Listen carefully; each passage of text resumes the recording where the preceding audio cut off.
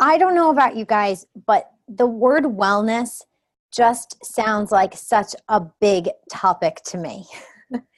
And I have been in this quote unquote wellness space for over a decade. I did not start like this. This was not like that I'm eating chickpea noodle soup like I was just telling you guys about, and kale salads. And I was like your typical American child, right? That when things got too busy, we went through some sort of drive-through. I mean, I was given an option of, do you guys want tonight Kentucky Fried Chicken or Boston Market or Kraft macaroni and cheese? We did have some rules where it was, that we all ate together as a family, but this was not something that we really thought about, which is quite surprising because my dad's a doctor. And the interesting thing is that my dad, he went to medical school downtown Boston, and he'll tell a story that he went to Tufts Medical School, which actually has one of the best nutrition programs in the entire country. And when he was walking to his classes, he saw that nutrition, the school building, right on his way, on his walk. And he used to say to himself, like, I wonder what they do in there. Like, he didn't understand what was going on in there. He had about 12 hours of nutrition training himself. And they used to affectionately call those classes gut classes. And not because they learned about gut health, but because he said you could go in and take the quiz or the test and just go with your gut answer. And it was pretty much just a pass fail. That wasn't one of the classes where, what the joke is, like, what do you call the person who's last in his class at medical school? Doctor. Like, they're still a doctor at the end of the day, right? So, no one really cares about, like, you don't go in and say, like, all right, doc, but what was your GPA before you do this surgery, right? So a lot of those classes, again, just pass fail, and not something. We're not going to get into a whole political discussion on why medicine is the way it is today, but I can tell you that was something that was never, you would think it was a part of my lifestyle, and it was not. And we sort of went on a journey about, maybe it was around 15 years ago as a family, to say, what is this wellness thing? And this was after a series of some chronic disease that was in my family. And I'll talk a little bit about family history and what that means for you and how to, put that into the equation. But so we went on a journey as a family to try to figure things out. And it's a crazy world out there, right? What am I supposed to do? Am I supposed to just like watch a television program, whether it's Oprah or Dr. Oz or, CNN, I don't know, a Dateline special? Like, what are we supposed to do? Where are we getting our information from? Are we going to pick up a magazine? Are we going to read the latest New York Times bestseller? I just took my kids to Barnes & Noble the other day, and they have all the diet books, like right at the beginning, all the cookbooks right at the beginning of the store already. Is that where we're going to get our advice from? Are we going to read regurgitated articles, those flashy headlines that we see in our news feed that all of a sudden, like, goodness gracious, multivitamins we found out are not curing cancer. And it's like, well, that's what the headline said. But did they even try to cure cancer with multivitamins, or was that just the catchy headline? And so, it's a crazy world. And my family was not alone in feeling like we didn't understand. We had a lot of debates around the kitchen table to say, which diet is the best? Which plate of food are we all going to pick? And we all share genetics as a family, but does that mean that we all need the same nutritional requirements? Not necessarily. I'll talk about that as well. I'll probably bring up a couple of my siblings when I talk about this. And I have to say that as a family, my dad went on to get a second board certification. I went on. I'm now the director of sales for this company that I'm representing here tonight, nutraMetrix. It is crazy that this is the world that we're in, because I didn't feel like we were the earthy, crunchy family. I didn't feel like we were, Vitamixing green smoothies. This is not how I was raised. I was pretty standard American. And the fact that we are so immersed as a family into this wellness, this wellness revolution that we're in is just incredible to me. But we started right here with nutraMetrix. We started with this foundational wellness that I'm going to teach you about tonight. So these were the tools. This was the information that I was hearing. And the crazy thing is, I'm going to go through, I don't know how long this is going to take me, but I'm going to go till we're done. But so as long as you can stay on with us for this recording. I just lost all my slides. My program crashed. So I'm going to open this up in the background while I continue to just tell you what to expect. Tonight I'm not going to be able to treat, diagnose. I'm not going to be able to cure you from anything. We're not even going to talk about disease. Funny thing is that I'm actually not even going to talk tonight about product. That's not what tonight is about. Tonight's truly about wellness and figuring out where you are on your wellness journey and how you can get closer to whatever your version of optimal wellness is. That's going to be different for everyone. It's going to be different for whatever your goals are. We're going to talk about some goals tonight. We're going to talk about how to manage some of those goals, how to think about those goals. And I'm just really excited again because this is where myself and my family, we started. I think these tools are so helpful. And these are the tools that I go around the country and teach my health providers. So I don't usually do this, where I'm speaking to people directly. I'm typically on stages training either consultants that go in and train wellness providers or training providers themselves in understanding wellness and what that means for them. And that's going to mean something different for all providers. But what is really empowering for me is I'm no longer having these one-on-one conversations, but I'm having more of a business-to-business conversation where these practitioners can then affect thousands and thousands of families and really shifting whole communities we're seeing across the country. And so this is going to be 6 different lectures that I'm going to just do back to back to back because they're all really fast.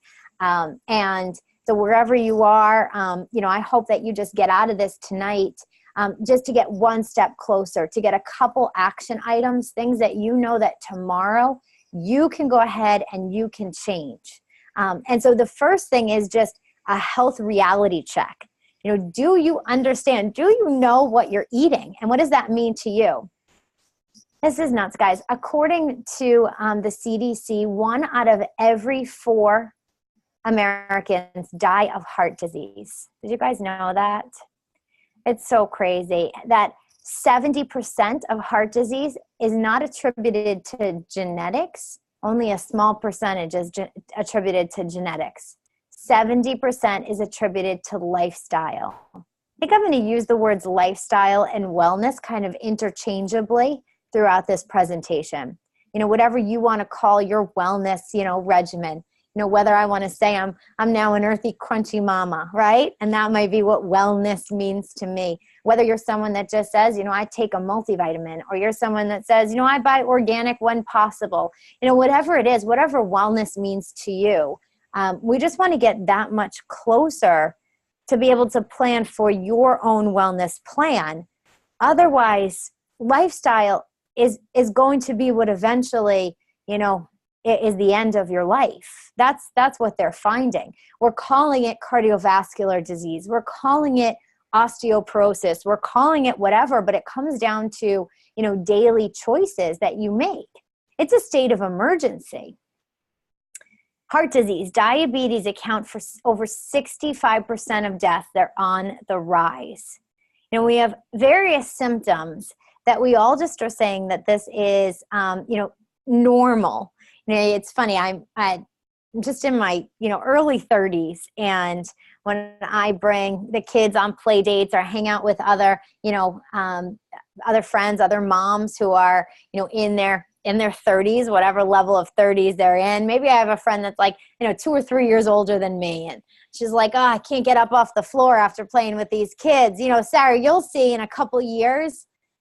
She's 3 years older than me. You'll see in a couple of years, Sarah, your knees are going to start to go, right? As if it's just assumed that that's what has to happen, that you are going to be tired. You're going to have a weak immune system, gastrointestinal complaints or joint discomfort. You know, we hear a lot about that joint discomfort. You know, we have to stop and take a look at really what we're doing personally and how we're contributing to this state of emergency. And it comes down to really your choices. You know, I'm going to talk a little bit about toxins in this lecture. Toxins are going to come from various sources, right? The air, we don't have tons of control over our air, maybe in our own home, somewhat. The food, we have everything that goes into our body is 100% our choice. Drugs, alcohol, and smoking, I mean, we all know those are things we shouldn't do, as well as metabolic byproducts. So lifestyle plays a significant role in the accumulation of toxins. You know, and our bodies really were designed perfectly, you know, and they are designed to eliminate toxins, but we have such overexposure that our bodies really are always just fighting toxins. And so then when we do get injured, whether it's, you know, an immune compromise or, you know, some sort of disease that we're seeing, we're fighting the toxins at the same time. And our body has to choose which battle to fight. You know, you guys know just from like history and hearing about wars, you know, you're going to send the troops towards the ocean, you're going to send the troops towards the mountain. You know, if you only have so many troops, you're going to start to be spread thin. And that's what our bodies are feeling like. And what we can't eliminate, they just say, okay, let's just stick it in a storage container. I mean, does that happen to you guys? I have a junk drawer, right? Do we all have a junk drawer in our house? Well, our fat cells are our body's junk drawers, basically. Let's just stuff it all in the junk drawer. No one's going to open that drawer. Well, you know, minimizing toxins is taking control of your life. You know, if normal's not working, it's time for a new normal.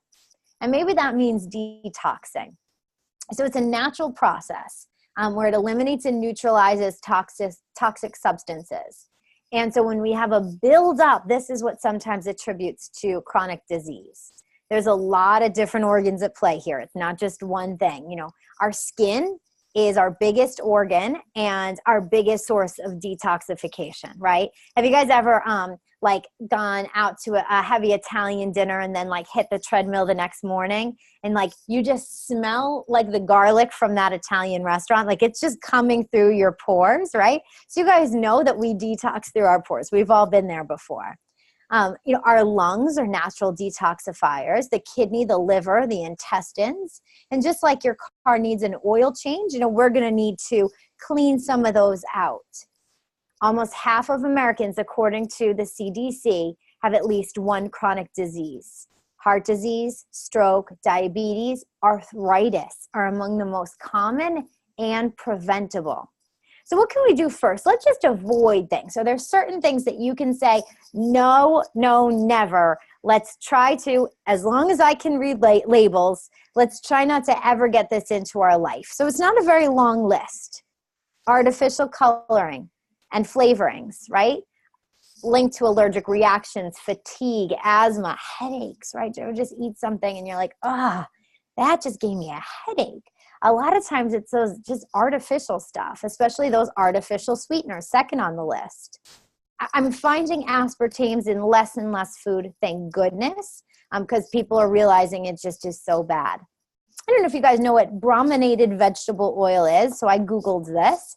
And this is a vegetable oil that in the United States is mostly in soft drinks, especially the citrus ones, to keep the flavoring and the soda together. So it's like a mixing agent.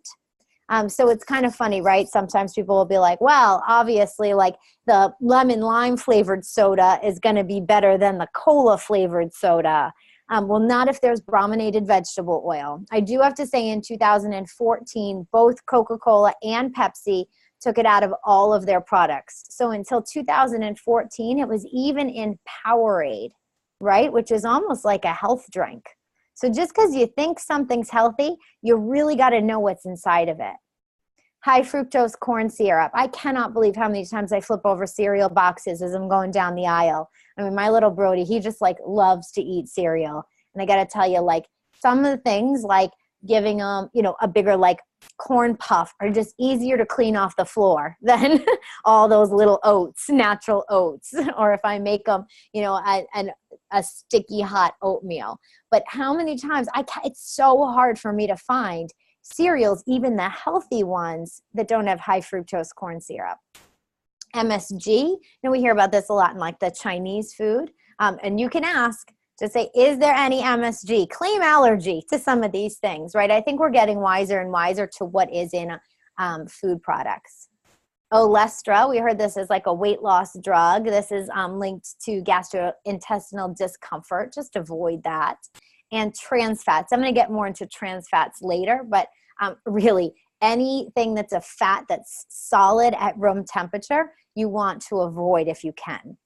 So we all know this is like a given, right? So this list, maybe you hadn't heard of all the things that I just went over, right? Maybe some of these things you're like, oh, that's really interesting, and I have been a little lax on my trans fats. I got one too many donuts, yeah, I did have some of those munchkins, from the work kitchen, someone left there. Let's just stay away from some of those. But we all, I think, can agree, and I love having this conversation leading into the holiday season. We all can agree, right, that refined sugar has no nutritional value. It does all the harm and there is no good. Back in the 1800s, right? I mean, this is generations ago now. The average American consumed about 45 grams of sugar every 5 days, like 1 can of soda worth. And today we consume 5 times that amount, 765 grams of sugar every 5 days. So the first thing you can do is cut out the sugar, okay? That's towards your step of wellness. Bad eating is going to create a toxic environment. That's all that's going to happen to you. We are what we eat. That's going to affect what we eliminate. When we don't have really good elimination, we are then what we absorb. If we can't absorb anything, if we can't absorb the good food, what really are we? So the benefit of detoxing, not only you're going to feel better, you're going to have more energy, you're going to sleep better. There's many other benefits, like preventing disease, cleansing the body, just skin alone, right? That's going to be a huge sign of detoxification, how great your skin looks, the aging process, weight management, flexibility, improve, just like people say they feel so much clearer. So what should you add in? I told you now what you should eliminate. What should you add into your diet? There's going to be 4 things. One is beneficial probiotics. We'll talk more about probiotics, but they're beneficial bacteria that work to push out all those toxins. Because we don't want those toxins in the junk drawer. We don't want them in our fat cells. We want them pushed out. We want more beneficial bacteria that's going to help break things down. Number 2 is fiber. Fiber is what my dad says is that roughage that kind of gets everything through, maintains that bowel health, lowers cholesterol, helps control blood sugar levels, and really helps with healthy weight. I think if you just do one thing, adding fiber is going to help you with a healthy weight. Vegetables. Can we just all eat some more veggies, and eat them with a variety of colors. Count all the veggies that you're getting in the rest of the day, and the rest will come, I promise you. You'll get enough of everything else. So it's really, that's another thing. Veggies, that's going to go hand in hand with the fiber. And number 4 is water. How many people, you guys can raise your hand, how many people feel like you're not getting in enough water, right? Yeah. And if you're detoxing, if you exercise, if you take pharmaceuticals, if you drink things like coffee or tea, you might need more. I'm going to give you guys my tip. This is what I did when I was pregnant. I don't know. I had more of them. I don't know why. I just have 3. So you guys can see these are just simple rubber bands. I collect them, right? They come from like the grocery store, wherever. They wrap like my berries with them. This is what I did when I was pregnant and I was feeling like I didn't drink enough water. I always have a water bottle, and I calculated how many water bottles I needed to drink. So they typically say to try to drink half your body weight in water. So I figured out how many ounces, how many of these, I forget, it was something like, 3 or 4. So I would start the day with these super ugly rubber bands around my wrist. I hated having these around my wrist, right? This just did not go with my outfits most days. But what would happen, I was highly motivated to get them off. Every time I would drink one of my waters, I would go ahead and put the rubber band here. And it was a visual reminder of how many of these I had to drink. And I kind of knew if I, if it was 3/4 of the way down through the day and I could, oh yeah, oh, that's funny. I don't know why. Claire, you might not be able to see me if you're on your mobile device. You might have to swipe to be able to see me. But I was really highly motivated, and I just kind of knew how much I had to get throughout the day. I hated that when I didn't get through them. So that's my water tip. Is there anyone that shouldn't do a cleanse, an actual detox? I mean, because like I said, you can just add more water, you can eat more vegetables. That's just good to do, and that's going to help you cleanse or detox. But if you're under the age of 18, if you've suffered from an eating disorder, if you have a medical condition, if you're pregnant or breastfeeding, any of these things, if you have any concerns, check with your healthcare provider. If you're questioning if you should cleanse, do a formal cleanse or detox, you probably shouldn't, okay? But these are all things you can add in safely, like vegetables is not contraindicated in anyone. More water, not contraindicated in anyone. Getting in some great beneficial probiotics, I've never seen a contraindication there either. So, I mean, these are all real simple things you can do. So put your wellness goals into action. The first step is just make a decision. Make a decision to say, okay, now you're contemplating it right now, and then you're going to go into the planning stages. Then you're going to execute, and you will achieve, these wellness goals. And your new choices are going to begin with the elimination of food that's known to be toxic, but then consuming more of the natural foods that you need to consume. So we're going to get rid of things, and then we're going to add in some good things. It is your health. The very basic first phase of cleansing your body. The next is up to you. So you're going to take charge, right? That's what I want you guys to decide today. Let's just go through a sample 7-day detox plan. You could just follow a new diet. We really like drinking fresh lemon juice with warm water. There's evidence that says it does something. There's evidence that says it doesn't do something. I find people just end up liking it. It does show, though, this has been used for centuries and centuries for all different cultures, but it does show to be a little bit more alkaline. Snack throughout the day. That's prudent to do. Snack on real foods, mostly veggies. Breakfast, lunch, and dinner should be a whole big pile of vegetables. You're not limited in how many veggies you eat. 1 serving of fruit per meal. And make sure you're getting 2 oils and fats per day and a minimum of 40 grams of lean proteins. So this could be a daily plan. It's going to be the lemon juice and water. Breakfast is going to be 1 serving of protein, lots of veggies. Snack, a little bit of fruit or some nuts. Lunch, 1 serving of protein. They say it should be just the size of your palm or a deck of cards. 2 to 4 servings of veggies. And then you could do like a low glycemic carb, and I'll tell you what low glycemic means. So just like a bean or a lentil. Snack throughout the day. Dinner is going to be more of the same. And, you don't really need a dessert, but I guess if you did, you could have a little bit of fruit. So look at this list here, guys. Maybe in the chat, I'm going to show you a list of veggies. Tell me what your favorite one is. I can tell you today for dinner, what did I eat that was on this list? I ate some cabbage. I had some tomato. I had a couple different types of lettuce. I had artichokes. Yep, those are on there. Some sauerkraut. I had a whole bunch of veggies for my dinner today. Yeah, Maureen says Brussels sprouts are her favorite. Brussels sprouts are also my favorite. Love Brussels sprouts. And then some fruit choices. And just limit your fruit. Awesome. All right. So that's the first thing. Ooh, cauliflower.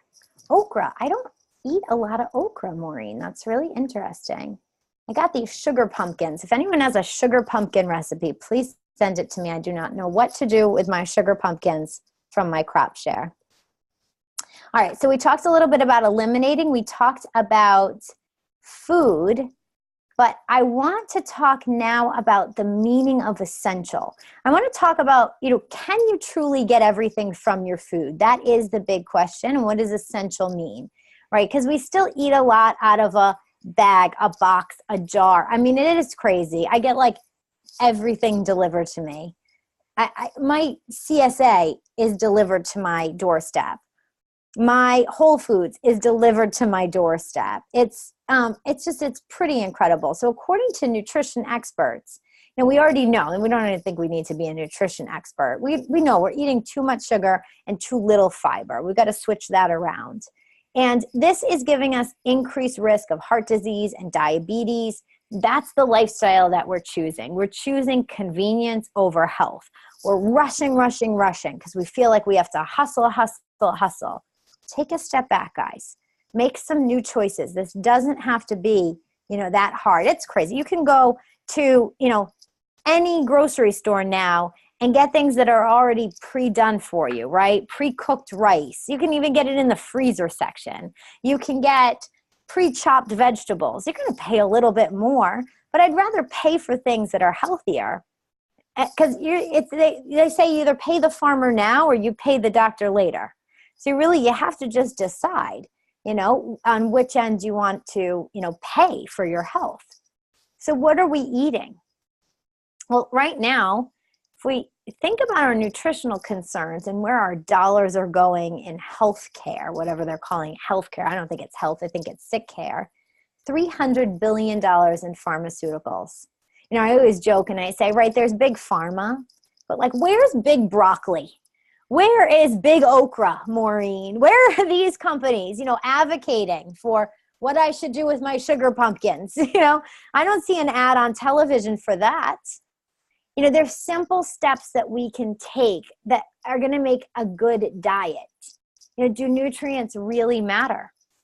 Well, we know if we have all these deficiencies, like vitamin A deficiency causes night blindness. We don't have anyone that still has scurvy because we just know you just need an orange. You need some vitamin C. There's other things though, like vitamin B12 deficiency leads to megaloblastic anemia, it sounds terrible, and subacute degeneration for the spinal cord. How many times are we like feeling like, as we get older and older, we're getting more hunched and hunched over? Is that the way things need to be? Or do we just need to make sure that our daily nutrients as we age are right on point? And they are finding that 925 million people worldwide are being affected because they don't have the essential nutrients. We are overfed and undernourished. How many of you guys have heard that? That's what this really means. This is, again, what we choose to do every day. Drinking too much alcohol, not enough water. Lack of dietary fiber, not enough veggies, low protein. Avoiding those healthy fats that we really need. And what does it mean? What does RDI mean? So when you flip over a label and you see the RDI, that's the recommended daily intake. It's the minimum just to, so it's how much vitamin C you need to not get scurvy, but it's not going to tell you what you need for like the antioxidant protection of vitamin C. The actual amounts of each nutrient required is going to differ from person to person. So we'll talk about that. This was never designed with optimal health. It was just designed for the avoidance of disease. That was it. It was just how much so you wouldn't get scurvy, you wouldn't get night blindness, whatever it is. It also does not include for any other variables. I always say, because you can find me sometimes on stage with my good friend and mentor, Dennis Franks. Dennis Franks used to play for the Philadelphia Eagles. I always look up to Dennis, and I'm, just over 5 feet, definitely not NFL size. And I'm always like, which one of us is an adult? So if this is an adult serving, an adult recommendation, we're clearly different sizes, right? And I've worked out and trained with Dennis Franks, and he still works out like a pro football player. His nutritional needs just for his level of activity are maybe much different than mine. And so, there's lots of different lifestyle factors. What does essential mean? Because I think we toss this word around. It just means if your body doesn't make it, you have to take it. You have to, period, end of subject. It doesn't matter what kind of diet you subscribe to, what plan you're following, what pile of food you decide to have on your plate. If you're not getting the nutrients you need every single day, you're just going to have some serious problems. Your energy is not going to be there. The body tissue that you need, the regulation of your body functions, things will start to break down. Our bodies cannot thrive. And so one of these is protein.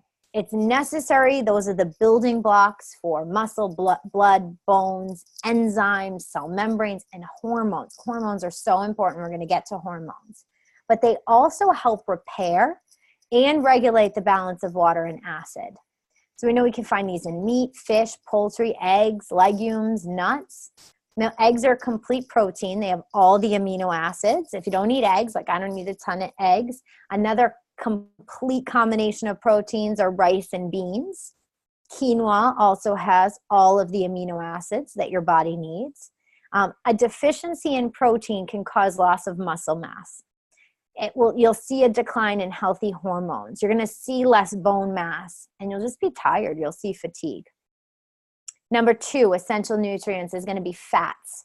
You know, and it's like fats are good, right? They've been so controversial, but our brain runs 60% fat and requires, you know, healthy fats to support mental function. How many people have gone on a diet and just felt like, I can't even think straight, right?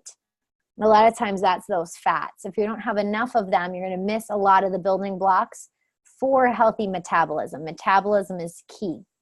So it should be about 20 to 35% of our total calorie consumption. You know, we want some good choices. Avocado, nuts, seeds, even some fish are some really good choices. Some not so good choices, those saturated fats.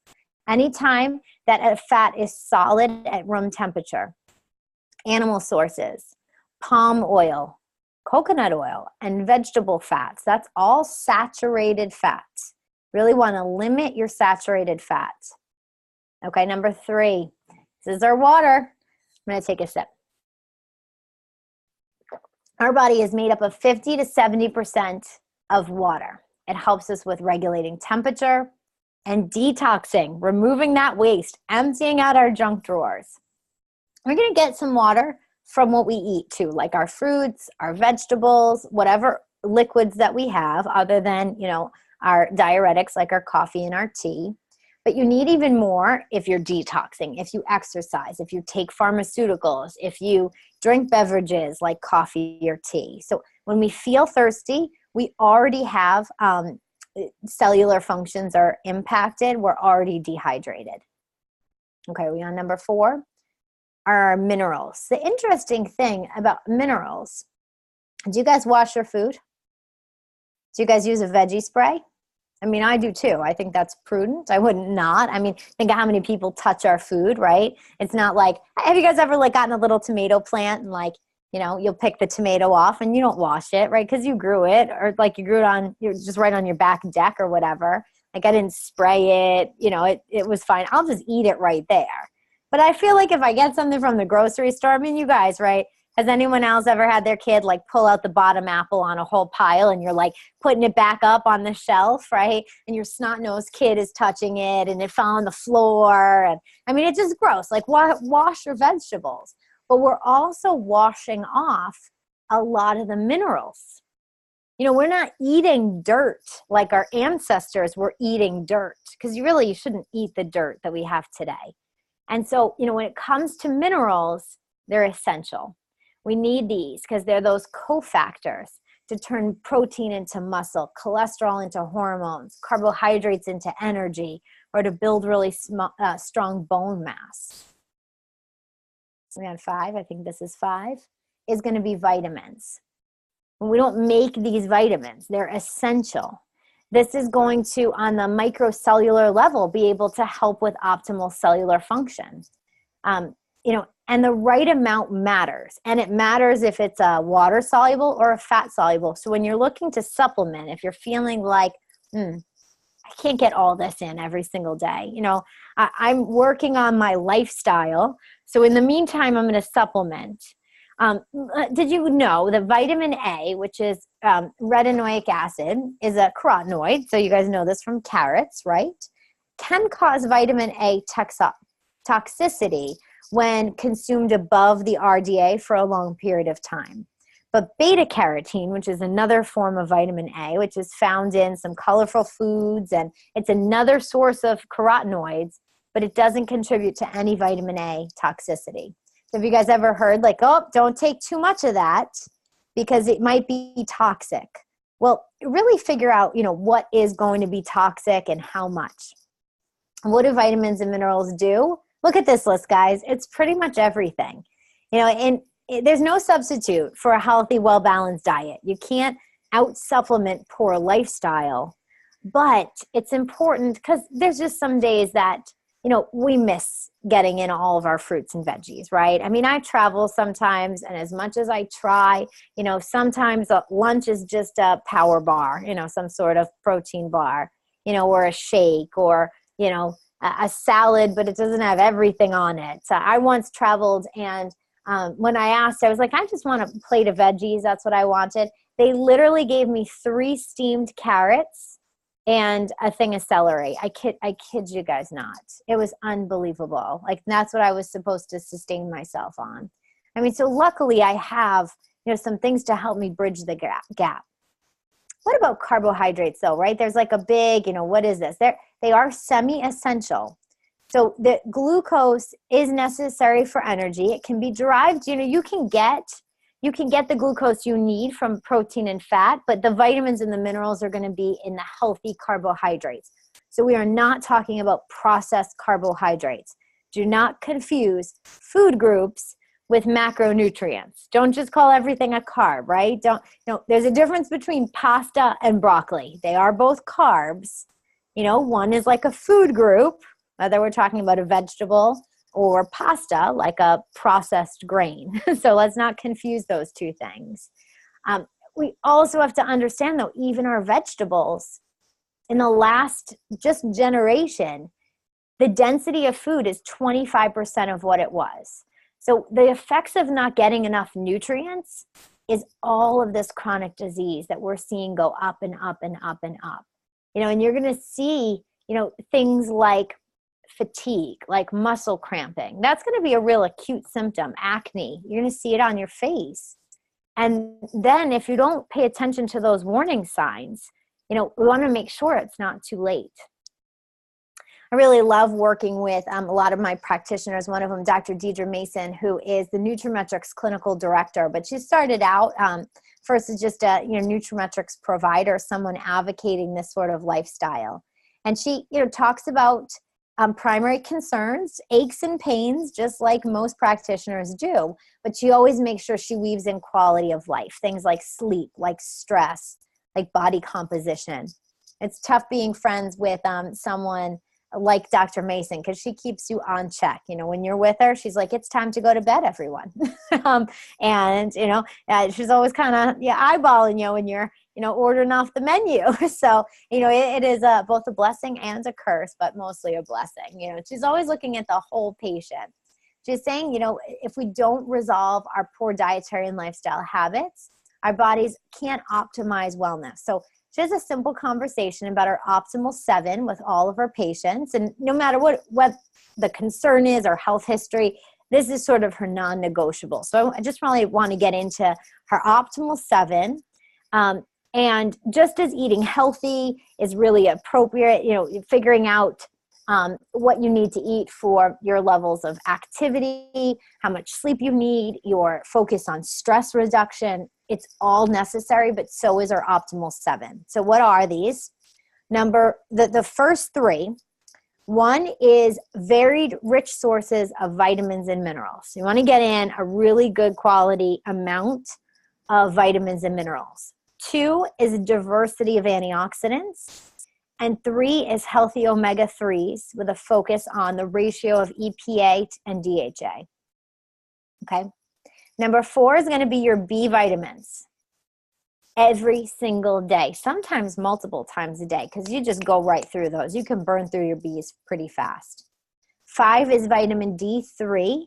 And really what science is showing is this might be the single most impactful step you take towards better health. So that's the basic 5, but to round it out to make it an optimal 7 is going to be probiotics, because as Dr. Mason says, bad gut bugs don't take a day off, so neither should your good ones. And number 7 is fiber, right? We talked about that, and you want a diverse fiber options with a focus on the soluble fiber. So, it's great. We can't make fatty acids. We can't make amino acids. So we have to find a way to get these into our diet every single day. Omega-3 is essential, and the American Heart Association has recommended that people consume fish that are rich in omega-3s at least twice a week. Lots of great benefits. The question is, guys, are you really getting in fish twice a week?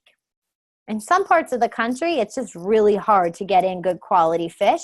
And then what kind of baggage comes with that fish? What kind of toxic levels? What kind of price tag? Are you going to prepare it? I can tell you in the workplace, guys, no one likes it when you microwave your fish from the day before. No one likes that smell. So it's really hard, right? There's just some places where you're just not going to eat fish. And so I also want to talk about this fat myth again. Fat gets a lot of attention for a lot of good reasons. Fats are essential, and they're really going to help your health goals. But the wrong kind of fats are going to do more damage than good. So you really have to understand the difference between the bad fats. So bad fats are oxidized. These are going to oxidize fats. There's 2 types. So oxidized fats are bad, and trans fats. Oxidized are in the fried and the processed food. Trans fats is when you add in extra hydrogen to liquid vegetable oils to make them shelf stable, okay? This is like when we think of our donuts. Trans and oxidized fats, not saturated fat, have the most negative impact on heart health. So good fats, things like avocado, nuts and seeds, olive oil, a little bit of fish. All right, so we want that foundation for success, better nutrition. We're going to have stronger immune systems. Our kids are going to be able to learn better. We are going to have a much more productive workforce. You know how much it costs just people being ill and taking time off from work, what that cycle is like. And better nutrition is going to be a prime milestone for just a better quality of life, okay? So we're going to get out the fake food, as an action item. We're going to consume more fiber. I said that's really important. And make sure that we're getting proteins, good fats, vitamins, minerals, and you're drinking your water. All right, awesome. Okay, so when we think then about optimizing our health, when we get to step 2 here on the positive scale, and we think about compensating for the world around us, there's a lot of environmental factors. I can't even imagine the world back in the day, but I can tell you when I honeymooned in Hawaii, and I live here in Boston on the East Coast, so it was 6 hours to California, and then I think another 5 hours to Hawaii, right? And if you look at it on the map, it's just out there, not affected by a whole lot around it. And specifically when we were on the road to Hana, we did a couple of those hikes along that road for anyone who's done that. And we got into some of that rainforest. That's the only time I've ever been in the rainforest. And I can just say it smelled so different than anywhere else I've ever been. And it just smelled, it smelled like, I don't like the smell of a Bath and Body Works, but you know what I mean? It smelled like the best smelling shower gel you've ever smelled. And I was like, this is where that smell comes from. They found it here in Hawaii. It just was so clean and so pure. And I just think about, I'm in a lot of major cities, just how many toxins from the environment, the water, the air, really it's inevitable. And you have to understand too, that there's environmental factors. There's some good things that cause a lot of stress to our body as well. So we need to understand this term free radical. This is a molecule with an unpaired electron, so it's unstable. And it's almost like when you guys line up dominoes and you knock one over and they all kind of fall over, right? So free radicals create that cascade effect. Free radicals are unstable and they want to stabilize. So they reach out and they steal an electron from something else to neutralize themselves. They want to stabilize themselves, but they end up just creating more oxidative stress. They end up causing more free radical damage. And so oxidative stress is that metabolic reaction that creates free radicals. So it's that chain reaction. And when we have excess free radicals, we're going to lead to deterioration. So oxidative stress would be as if you walked up to your coffee table and you whacked it, right? You guys have all done that. Not like hurt your shin. But what if you went up to that coffee table 3 to 5 times a day and whacked your shin in the same spot? You're going to start to cause some serious damage, right? Your shin's not going to be able to repair from the last time. I mean, it's just going to continuously inflict damage upon our bodies. That's what we're doing to our systems. You know, and we don't know too, there's over 80,000 chemicals right now in commerce, and only a small percentage of them have been tested for their impact on the human body. And we know that oxidative stress is going to cause some aging and premature disease. So things we can do, you know, or factors there, excess exposure to toxins at work. Some people can avoid it, some people can't. Sugar, we absolutely can get rid of sugar. We don't see any upside to that. We can absolutely regulate our alcohol consumption. We can eat more colorful food, get more sleep, get better physical activity, watch our weight, and watch our stress. And these are all things that are going to help with that oxidative stress, which means that we're going to be able to detoxify better. We're going to be able to repair better. And so a note on free radicals, not all of them are bad. So some of them take place in our body, like energy production, fat and carbohydrate metabolism. Even elimination of toxins is going to cause free radicals. But it's the overexposure that's going to be bad. So what do we want to add in? We want to add in antioxidants. Asher, I will talk about sleep. I do believe everything's a choice. And I understand I'm a mom. So Asher is saying that sleep isn't controllable for some people. But, you know, you just have to choose. You have to choose what your level of commitment to wellness is. I do believe everything is a choice. So even as a young mom, you know, I choose sleep over a lot of other things. And genetically, I found out that was going to be really important to my wellness. But we want to, antioxidants are going to play a really crucial role. So you can find, I have a picture here of a blueberry. You're going to find antioxidants in colorful food, like the skins of fruits and vegetables. So try not to peel all your fruits and veggies. Eat the ones that you can. And when antioxidant support is insufficient, we're going to cause more damage with free radicals. It can be overwhelming. There's a lot of different types of free radicals. So it's important to consume a wide array of foods, different kinds of antioxidants, some that work inside the cells, some that work on the cells, some that work outside the cells, some that work all over.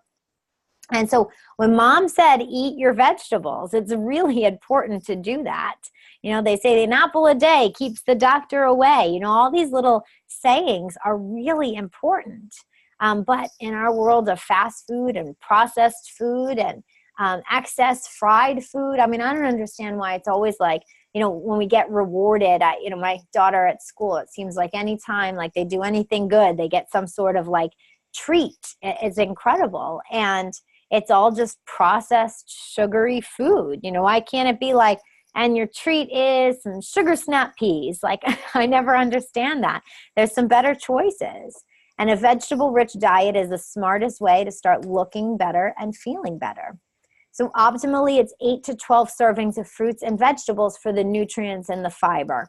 My belief, I'll just insert my belief, it's not nutraMetrix or anyone else's statement, but I do believe that your digestive tract begins in your mouth with chewing and goes all the way down. So a lot of people think that they can cut corners and just, you know, juice or blend or smoothie or whatever you want to call it, everything that you need for the day and drink it down. But I think that you're bypassing a crucial step of digestion. And I do think that there are no shortcuts really to true health. And it's just about the choices that you make. But in particular, greens are going to help with that, you know, healthy digestive tract and have natural enzymes that are going to help your organs. So we underestimate the importance of good digestive health until we don't feel well. And we think that our digestive system is just for eating or drinking or eliminating, but they're finding really that our stomach does so much more. And we must regularly filter and eliminate internal and external substances to stay healthy and alive. And it's a two-phase process. It's almost like, when you do laundry, and elimination of toxins is almost like, when you do laundry and you'll like pre-treat a stain, you'll spot treat it. That's phase one. And then phase two is the actual washing and cleaning of the clothes. So we're finding that you really sometimes need to help support both stages of detoxification. If you're compromised in one stage or the other stage, you're not going to have really great detoxification, which is why, in my first lecture, I really talked about the importance of detoxification. So we got to support the organs for elimination, and that's the key to vibrant health. So there's a lot of things we can do to help balance our digestive system. And the first thing is just the choices of what we put into our food every single day. We can support it by enzymes and colorful foods. And, if you're feeling tired, this could be digestive imbalance. If you're feeling like you can't sleep, depression, bloating, it's quite interesting when you do also start to, make better food choices. And then if you go back to something like just the other night, and I got pasta. It was processed, normal pasta. Spent a lot of money on it. It was a nice brand. I bought it at Whole Foods, but it still was, processed, refined pasta. And, I just went back to an old habit, decided to throw that into the, menu rotation. And the next day I was like, I'm a little bloated. Like my pants just didn't fit the same way. So you can become a lot more sensitive to the varieties or the imbalances with your digestive health when you start to have a better lifestyle. So we want to optimize our health, and you have to understand the basics of nutrition that I've been telling you about. You have to make sure that you're consuming essential and non-essential nutrients, but you also need the sleep, the movement, stress management as well. And some of the side effects are pretty serious, like more energy, a better active lifestyle, better quality sleep. You'll start looking better as well. And so, I just want to round this out by just saying that like antioxidants, again, are going to help support a whole variety of things from a healthy complexion to cholesterol levels, sperm quality, joint flexibility, blood glucose levels. And when we add in things like enzymes and probiotics, this is going to really help overall health because it is responsible for every activity of life. These are like the enzymes and the probiotics are like the little helpers, in the process that help make everything build, help you age gracefully. And so a reduction in the number of healthy probiotics is going to lead to intestinal discomfort, not a really great gut environment. And so probiotics, you don't want to take a day off from your probiotics. They're going to really support healthy intestinal balance, specifically in the colon, to remove those toxins, regulate your balance of bacteria in the gut. But also then the digestive enzymes are going to help replenish the essential enzymes that you need for maximum absorption. I know it's really hard for us. Like I said at the beginning, you are what you eat, but if you're not eating great things and you don't have a great gut the constitution of your gut's not great and you're not absorbing well, you are really what you absorb. Fiber, again, back to fiber. That's going to be a very common theme here. And it's really that prebiotic solution is the fiber. That's more like that spot treatment. And then the rest of it is just is the washing, right? And in my laundry analogy. And then the benefits of D3, not just, we think about vitamin D, we think about this. for calcium utilization in bone health. I'm going to talk a little bit more about vitamin D3 in a moment. But just remember that vitamin D3 is super important for bone health because it's super important for calcium utilization. Bone health, heart health, and immune support, okay? So your action items here for you guys taking notes is to include 8 to 12 servings of fresh veggies every day, 3 servings of fruit, and to consume foods high in omega-3s, fibers, and all essential nutrients. But always go back to your health provider for anytime you're going to make a drastic change. What can you do first? Which of these things can you do? And sometimes I even like adding in things and saying I'm going to deprive myself of certain things, just to say I'm going to make sure that I get in 1 extra serving of vegetable every time I sit down to eat. Something as simple as that. Or I'm going to find a way to get in 2 servings of omega-3s every single week. All right? How are we going to customize this? Because one size doesn't fit all, right? And there's a lot of factors that affect our health. There's one thing that people will say is that it runs in the family. And there's 2 things that run in family. Of course, genetics run in family, but family traditions also run in families.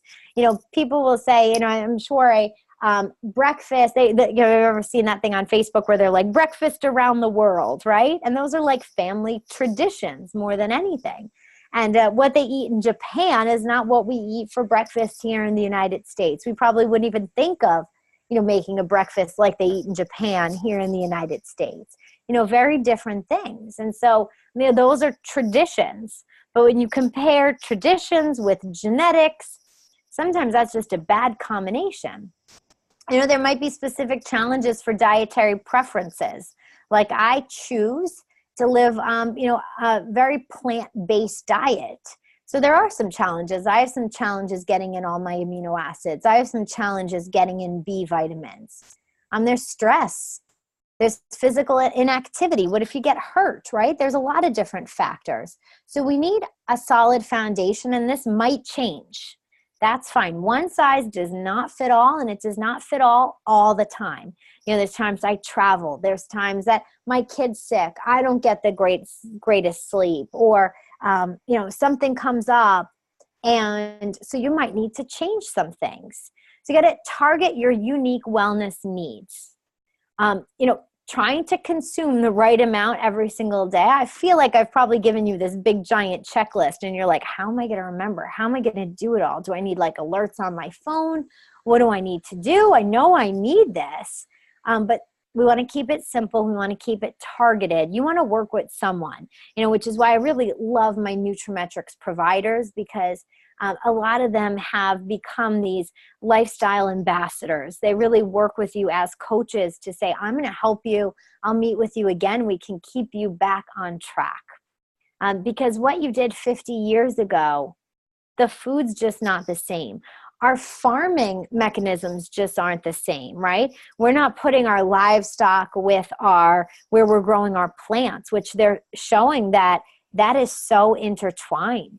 You can't just grow things on a petri dish and expect them to be the same. That's not the way that nature works. And so, all of the food, from the bread you eat, the milk, the steak, everything has chemicals and preservatives and additives.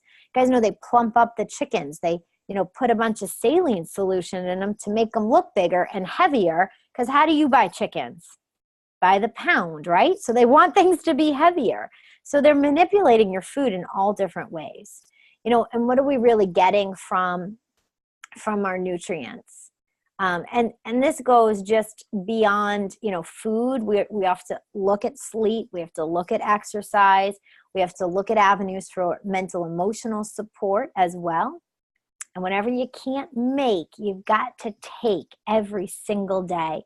So we know we need a full spectrum of nutrients, but how much and what combination, right? Before this, I just gave you some blanket suggestions. But this is where I'm going to ask you to go work with your providers to say, I want you to look at your lifestyle, look at your physical, look at your genetic makeup to figure out what you should put into your body. Understanding, your modifiable risk factors, to devise a customizable plan. Humans are 99.9% the same, right? We say we're like the closest to the chimpanzee, but not all of our nutrient requirements are the same, and they're not always the same all of the time. We all came from different parts of the world with different environments and cultures and climates and foods, so our heritage is going to play a big part. But it's not just as much as saying, okay, my family comes from Ireland, or my family comes from Africa, or my family comes from Asia. It's not just as easy as that, because now we're all kind of mixes too, right? Do we really know? So we want to look at family history, but we also want to look at if it's expressing itself. So we're going to see that in biomarkers like lipids, C-reactive protein levels, vitamin D, A1C levels. So we want to make sure that we're getting tested. So we know, my dad always says, know your numbers. What pharmaceuticals are you taking? And then those subtle genetic differences. And this can be the difference between chronic disease and not. So you have to figure out what your goals are, right?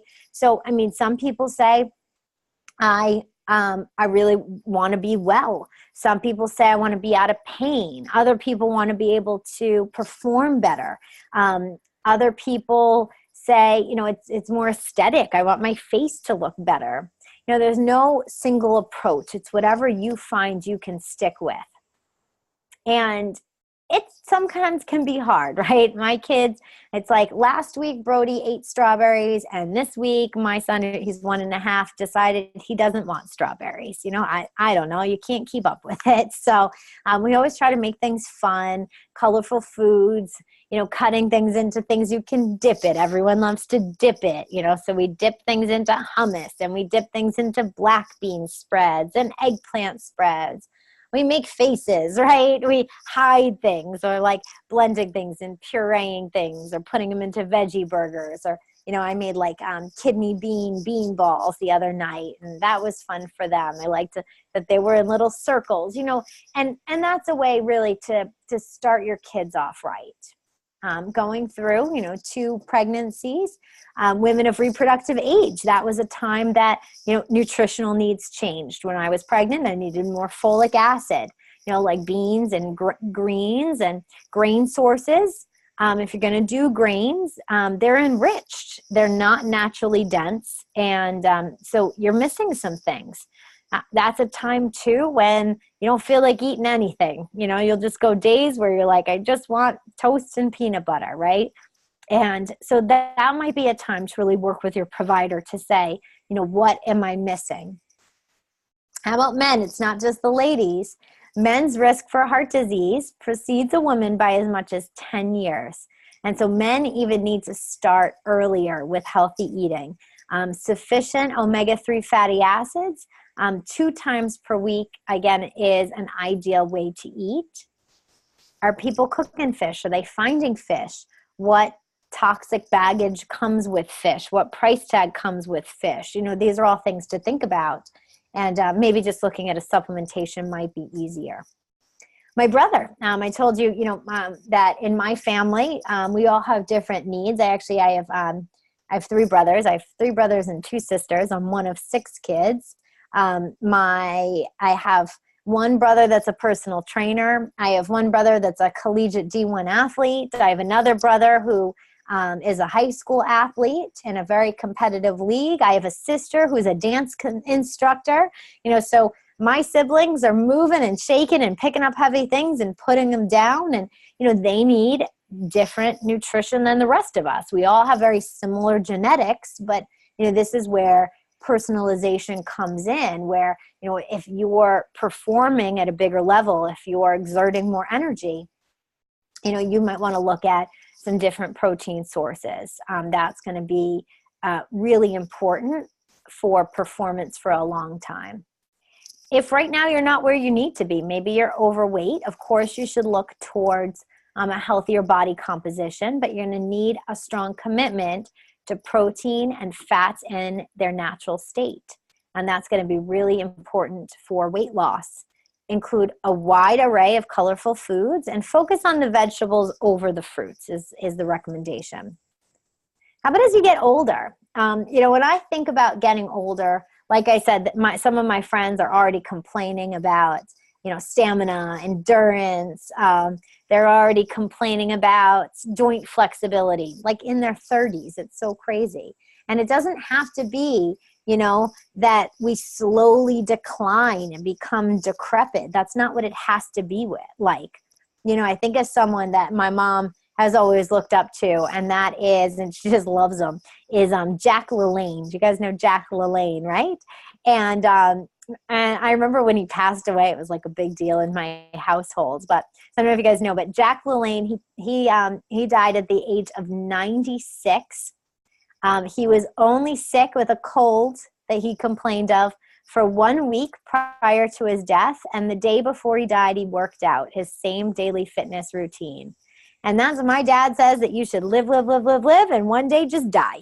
And that's what it should be like, and it doesn't have to be that we decline. It doesn't have to be that our lean muscle mass, of course, it's going to start to decline as we age, but we can still be like Jack LaLanne, Again, our genetics are 99.9% the same. You are 99.9% the same as Jack LaLanne. Okay, I want you guys to remember that.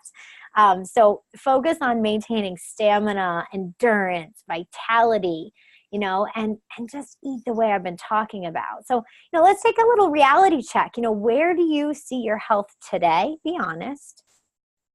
And where would you like to be? Are you feeling good most days? Do you want to feel great and proactive about your health every day? Or are you worried? Do you have constant concerns?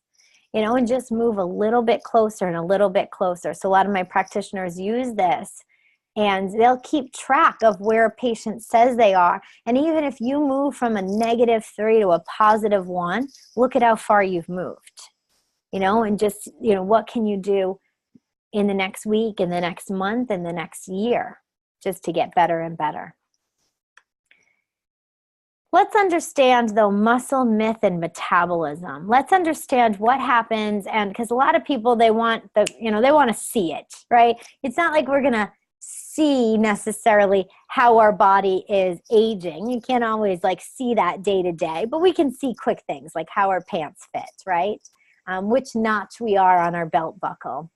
And so throughout the years, I wish it worked that fast. I wish it was that you ate, donuts and cheeseburgers and French fries, and the next day you were 20 pounds heavier, right? It doesn't work like that. Just like you can't say, I'm going to have a salad for dinner this one meal, and all of a sudden be totally different. It's years and years of poor dietary choices, sedentary lifestyle, lack of targeted exercise. And so we really want to talk about muscle mass. That's what I want us to focus on for this part. So, we might look at health clubs or exercise programs, or getting with someone like my brother, a personal trainer, is a luxury. But physical exercise is a necessity for all. And a lot of our diets are damaging. Population is affected by chronic disease, yet Americans are spending $61 billion on weight loss programs and products. They're spending $61 billion, yet 1 out of every 4 people are dying of heart disease. Is that unbelievable? We want to lose weight, but we don't know how. And so that's why I was really happy to just give you this lecture, guys, not on products, not a sales pitch, just on true health, which is what, when I go back and I say, my dad was wondering what they were learning at the nutrition school. It really wouldn't it have been better if more physicians are getting lectures like this? We're going to spend, tonight about, an hour and a half together. And sometimes that is, 1/12 or 1/10 of what a physician learned about diet and lifestyle in medical school. So we need a new normal. We need to know who we're getting our advice from. And dieting usually refers to a temporary pattern. So when I told you about change, right? You guys are maybe thinking about doing something that was going to be different, and then you said, okay, I'm going to plan for something different. Like I'm going to make a commitment. I'm going to plan for it. I'm going to take action, right? Then you have to actually do what you planned on. And you achieve it. Maybe you achieve your weight loss. You fit into that dress. You look great for that photo shoot. You know, whatever it is, your reunion, your cruise, your daughter's wedding. The next step, though, is something that most people miss, and that's maintenance. That's continuing on. That's just saying there's a line in the sand, and this is my new norm. This is my new lifestyle. And so dieting, you know, dieting as like the verb is different than your diet, right? And I talked to my daughter when she just did a whole segment at school on bats, and she learned about the diet of a bat, right? We talk about the diet of all sorts of animals. We go to the zoo or whatever we do, and we're like, oh, what is that animal's diet? But they don't go on a diet. They're not dieting, right? So I don't know, diet all of a sudden became this weird word. But you have to first ensure you have the essential nutrients and that you're customizing your action plan for your unique needs. You're ready. Your body knows how to harness your metabolism, how to rebuild muscle. We can do this, right? They say, when's the best time to plant a tree? Oh, it was 10 years ago. That was the best time. When's the second best time? Well, it's today. Yeah.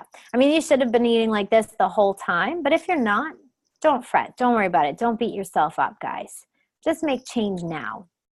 So our body is amazing, you know, and you guys know it can do this. It's a miracle that we establish, right? I mean, how many of you guys have gotten like a paper cut or cut yourself in the kitchen, right? And do you guys still have marks? I mean, I probably have cut every single one of my fingers. And you can still see, for anyone that can see my camera, you can still see all 10 fingers unscathed, right? Our body has this amazing ability to repair itself. And so totally forgive yourself. We're going to stop right here. You know, and what I think is really amazing, I can think of one of the providers I work with, a registered dietitian out of New Jersey, and in her office, she doesn't have normal scales. Her scales give you actually a whole printout, and it's focused on your muscle to fat ratio. And if you have little muscle and more fat, that's where you're at a higher risk for chronic disease. And so our focus should not be what the scale says. It really should be focused on fat loss, not pounds lost. A pound of muscle is half the size of a pound of fat. And we want to lose the fat, not the muscle. So if you've tried losing weight, diets, they don't always talk about the lean muscle mass. So even skinny people can be fat. So we want to rebuild our wellness from the inside out. And as our metabolism slows, you know, not just with low-calorie diets, but, you know, changes to hormone receptivity, poor lifestyle, or just as we age, you know, we can't change that, but we need to have a plan in place. So one thing you can do is a low glycemic impact diet can help you with losing fat, but also can help you with endurance, physical strength, flexibility. So, you can Google this at any time, but one of the best things I did was I invested, it was about, I think, $30. I got it like at Walmart or something like that. It was an Omron scale. It's a hand scale. You put in your weight, you put in your height, and it will measure through an electric current what your body fat percentage is. And so you really should set a goal for where you are. I always want to be like in that fitness range. That's where I usually do best. And so to figure out, you know, for your age and for your height and your weight, what is your body fat?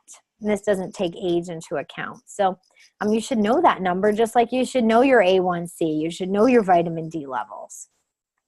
So let's just understand low glycemic impact. It's two components. So I'll talk about glycemic index, and then I'll talk about glycemic load. So glycemic index is they measured, they just started with table sugar, and they called that 100. So they measured if you ate table sugar, what did it do to, your blood sugar levels in your body? We'll call that 100. So now we're going to rank all other foods based on that on this scale. And so some of them are even higher glycemic impact than table sugar, and some of them are a lot lower index than table sugar.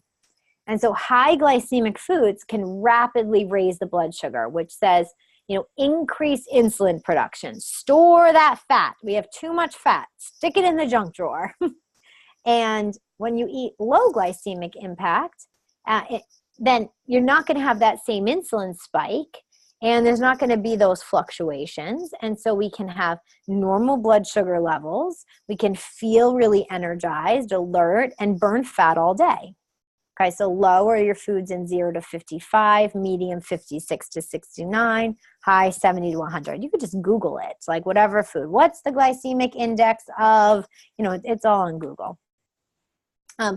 Glycemic load is the quantity of the food. So let me give you an example. Carrots are high glycemic index, but they're low glycemic load. You don't tend to eat a ton of carrots, right? You would need to eat like a whole pound of carrots to have a huge spike in those blood sugar levels. So a large amount of low glycemic index food may offset the consumption of a higher GI food choices when both are combined in a meal. So sometimes it is about combination, right?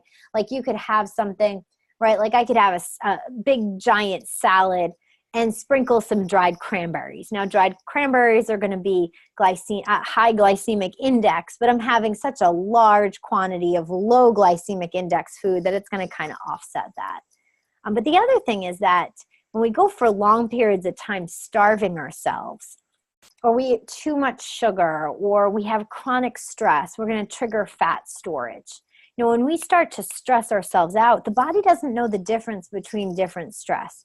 It doesn't know the difference between, you got cut off in traffic versus like Vikings are coming and invading your house. Like it's going to do the same thing. It's the same. It's not like, oh, I'm going to produce this hormone when I'm got cut off in traffic and this hormone when the next door neighbor dog is running after me.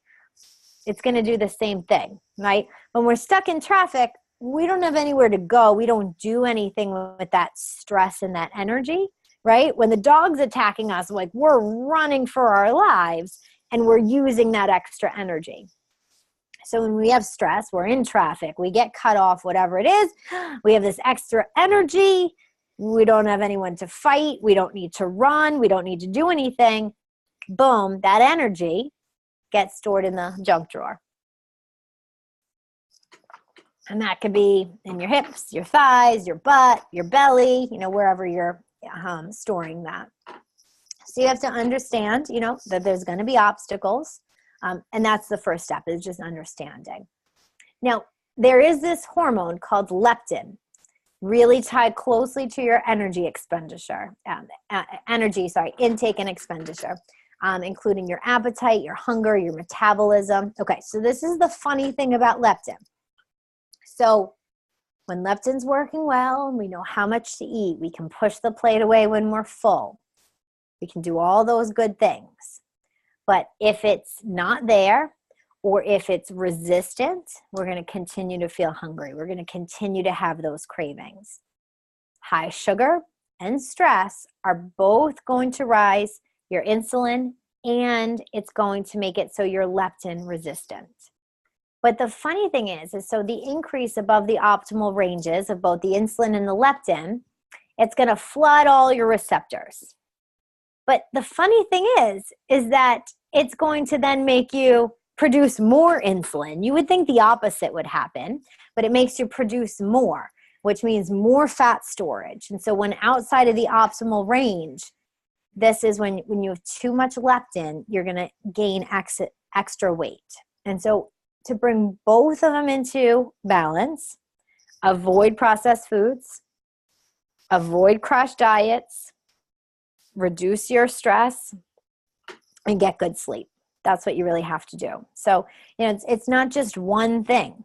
A lot of people say, well, I'll just drink green smoothies, or, well, I'll just go to the gym. It's not just one thing. But what's the one thing that you can control? Maybe you can take a deep breath. Like, we all have time for that, right? Maybe we have to just say, I'm going to make sure my breakfast look better. I'm going to commit to 10 days of a better breakfast. So let's just plan for it. I think 100% you plan for what you put into your body every single day. You plan. I mean, otherwise, what else are you doing? You're planning to injure your body every single day. I told you guys before, if you went up to your coffee table in your living room and you kicked it in the same spot every single day, it's going to do some serious damage to your leg. When you're putting bad food into your body every single day, it's going to do some serious damage. So really plan for that healthy lifestyle. This is an example of what it might look like. 3 servings of fruit, 8 to 12 servings of brightly colored vegetables, healthy choices of protein. Mute someone. 2 servings of oils, or some healthy fats. If you're questioning, and I run a couple groups, and they'll post sometimes, is this okay to eat? It's like, if you're posting that, just don't eat it. You guys know what to do. I know you know what to do. It's not, it's really easy to misjudge the impact of stress. We just feel like stress is normal. But stress can be really what's controlling to your fat gain. And so, cortisol that's released during, like I said, whether you're getting, cut off in traffic or chased by the neighbor's dog or whatever it is, it's appropriate for cortisol to rise.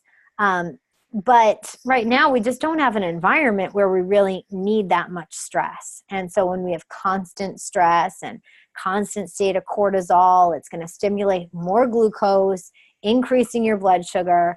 And it's not going to be great for your immune system either. And it just makes you continue to want to eat and store fat. So take a few deep breaths. Know that everything's within your control. Everything's a choice. You just have to figure out what choices you're making every single day. And there's a direct relationship between your cortisol and your thyroid. And this is where all these hormones, I told you we'd get into hormones. When cortisol's too high, this comes from your adrenal glands. So when you have that adrenal fatigue and you get too much cortisol, there's a delay in your thyroid hormone receptors. You might feel sluggish. You might not want physical activity. There's going to be more stress eating.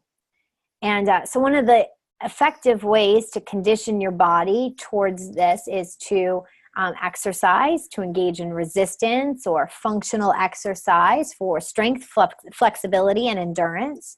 And this is going to change your body composition, boost your metabolism, burn some calories, lower your body fat. It's just so good. And weight-bearing exercises, they're finding, is a huge factor towards strong bones. One of the best things you can do, especially as you age. It's a great stress relief as well. Exercise is great for that and can help decrease arthritis, osteoporosis, back pain, depression. Like, it's nuts what it's related to. Diabetes and obesity. And so we're going to rebuild our muscle mass through exercise, healthy lifestyle, and some targeted nutrients for really optimal health and optimal wellness. And when you focus on retaining and building new muscle, you can boost your metabolism. You're going to feel great and take up less space, right? That's what we say here in nutraMetrix. And a healthy low glycemic diet is effective at losing fat and building muscle. And I don't care what diet you prescribe to, if it's paleo or vegan or keto or just healthy or what whole this or whatever it is, all those diets are low glycemic impact. They're all low glycemic impact. And then if you want to get into nuances to your lifestyle or preferences or genetics, you might, make some fluctuations here and there, but they're all low glycemic impact. All right, so action plan for here. Have a solid foundation of essential nutrients. Think about your physical assessment and a physical workout plan. If you don't know what to do, get with someone who can help you. Something you can commit to, something you can stick with. Because commitment's what's going to create that everlasting lifelong lifestyle change, and ensure that you're getting the right amount of proteins and fats. Our nutraMetrix nutritionists and registered dietitians and our TLS health coaches are really great in helping you with that. The other thing to think about is branched chain amino acids. We just talked about them. We talked about amino acids. We didn't talk about branched chain amino acids. It's a great way, though, to support the process as well, to get those foundational building blocks, especially if you're, you want to supplement with a branched chain amino acid. It's going to help because it's not going to add as many calories. It's really simple to do so, easier than sometimes even making a full meal. And last but not least, I want to just talk about age management. This is what we can't live without. So, when I think about this, I'm thinking about my man again, Jack LaLanne, and just what his life was like. And so, it's not as simple as saying I don't want to age, but it's saying I'm going to make some choices to improve my quality of life, to slow down that process. It's not just because I'm getting older. We don't have to say that. It doesn't have to be normal. We want to have a healthy aging, to be able to, just continue to have a wellness-based lifestyle. And some factors are, again, what we eat, sugar, animal protein. All of this is relative to insufficient consumption of fiber-dense vegetables. When we have too much sugar or we cook our fats and proteins at high temperatures, sugars can bond with protein and fat, and it's called glycation. And so the end result is a formation of these things called advanced glycation end products. It's these things called AGEs. You guys know when you go to like a barbecue and all those burnt ends, people always like the burnt pieces. All that is, I want you guys to think about, all that is advanced glycation end products. That's sugar bonded with proteins and fats. AGEs. What is this going to do? So when proteins and fats become glycated, when we think about all those burnt ends of things, really, the structure changes. It can be cosmetic. The impact for you: fine lines, wrinkles, skin discoloration. For that reason alone, and I don't care if it's a burnt vegetable, I truly avoid all those burnt ends. And it can also be physically troublesome in diminished flexibility, or things like diabetes or heart disease. But they're finding too that they can negatively affect things that other things that are negatively affected by glycation are DNA, RNA, and energy metabolism. And I can tell you, as someone that just a year and a half ago produced a little child, I want to make sure that my DNA is spot on, because that's what I'm passing on to my offspring. And this is how we truly can change future generations, is with what we eat, I think. Let's think about another thing when we age is our bones, right? We just think naturally, right, we're all going to have bad bones. But you might think of bones because we only see bones when they're, dead, right? You either see dead animal bones or when you think about bones. But our bones in us are living, growing tissues. And you can't feel them getting weaker. So just like early signs of diabetes and cardiovascular disease, you're not feeling anything in your bones. And bones go under continuous remodeling. It's unbelievable, how they can have constant formation of new bones and reabsorption of old bones. And a little kid in my daughter's preschool class, he broke his leg earlier in the school year. And it's crazy how quickly little kids and their bones can grow back and reform. And, what can we do as we get older? We can do things like taking things like calcium, magnesium, our vitamins, I'll talk about those, weight-bearing, physical activity, that's going to really help. And so the balance between bone formation and bone loss, we lose more bone after we reach peak bone mass, so as we get older. So in midlife, bone loss is speeding up in both men and women. And 5 to 7 years after menopause, women can lose up to 20% or more of their bones. This is what osteoporosis looks like. But it can be mitigated by hormones, our micronutrient load, and physical activity. So I find too, as people get older, they do tend to get more sedentary. You do have to understand that it is more common in women than men, in whites and Asians versus African Americans. So this is all genetics as well, and lifestyle, but that's a really important risk factor. But it's a huge public health threat, 10 million Americans. Most of them are 50 years and older. But bone strength we want to focus on. So when we combine vitamin K, vitamin D, magnesium, and vitamin C and calcium, that's better than just calcium alone. You know, the milk ads with the mustaches, right? Does a body good. Did really great to drill that into our head, right? When you think bones, you think, you know, milk, you think calcium in that. That's great. Yeah, calcium is going to increase bone mineral density, but vitamin D is going to help your body absorb the calcium, right? Well, you are what you absorb. So if you don't have enough vitamin D, you're not, it doesn't matter how much calcium you get. Vitamin K is going to help get the calcium to the right spot. So you might absorb it, but not where you need it if you don't have enough vitamin K. Vitamin C is going to lend to collagen production, flexibility of bone tissue. And magnesium is also going to help with proper calcium absorption. More than 50% of our magnesium is actually in our bones. So you can support healthy bone mass. You can consume nutrient-rich, dark, leafy vegetables. It's not the milk that's the best source. It's those dark, leafy vegetables, right? So make those kale chips, guys. That's going to be better. And higher magnesium is also going to have better bone density.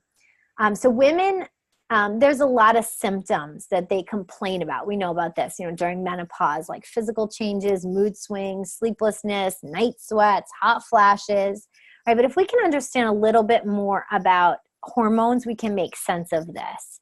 And so there's a lot of things that can be done. There's estrogen-like substances that are in some great foods like grains, veggies, beans, and some herbs. And the average age of menopause is about 52 years old, but it can happen anywhere between 40 and 60. And so before then, there's this time period that might have some of the symptoms of menopause, even while a woman is still menstruating. But the very latest in anti-aging neuroendocrine research says that you can balance your hormone production and really prevent a lot of these age-related health decisions. But, you know, women's hormones are going to decline around the age of 35 and then plunge dramatically during the perimenopausal to menopausal years. Men, it's a little bit more gradual. So hormones and testosterone bioavailability is going to gradually decline. That's going to be, you know, sexual function is going to change, energy is going to change, mood's going to change. And many of these signs, again, are just that natural part of aging. What people just think is natural. It's all just a choice. Men are going to put on that belly fat. A lot of times you'll see that visceral fat deep in the abdomen, around the internal organs. That's where it's the most dangerous. You know, it's not limited to men, that type of fat, but it's really going to increase your risk of cardiovascular disease, type 2 diabetes, and sleep apnea.